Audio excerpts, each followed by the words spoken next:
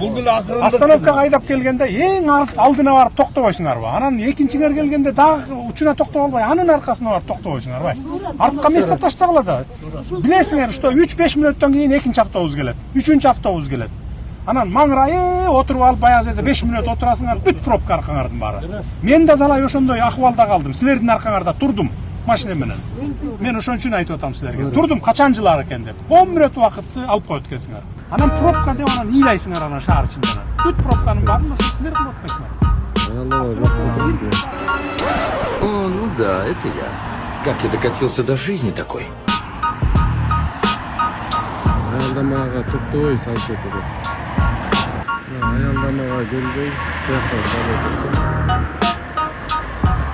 Аялдамада турам мен.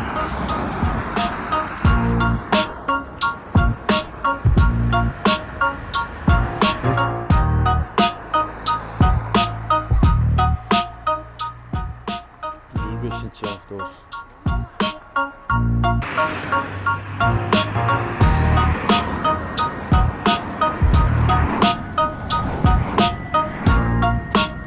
Эжекелер, аялдамага турбайлы, аялдамага.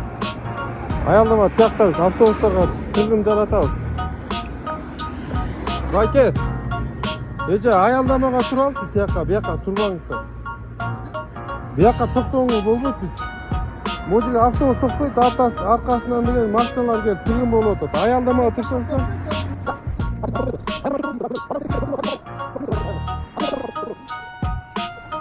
Аялдамага байке.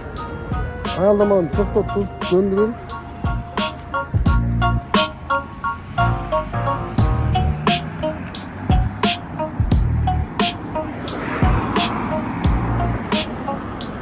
Достор, көрдүңүздөрбү мына бул жерде укук анан милдет деген бир эки маселе бар да.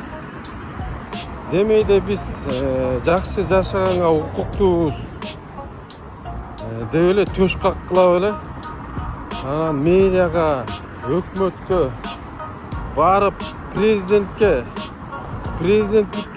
Кудайды күнөөлөп эле жатып калып атпайсызбы? Милдет деген да бар да, биздин милдетибиз да.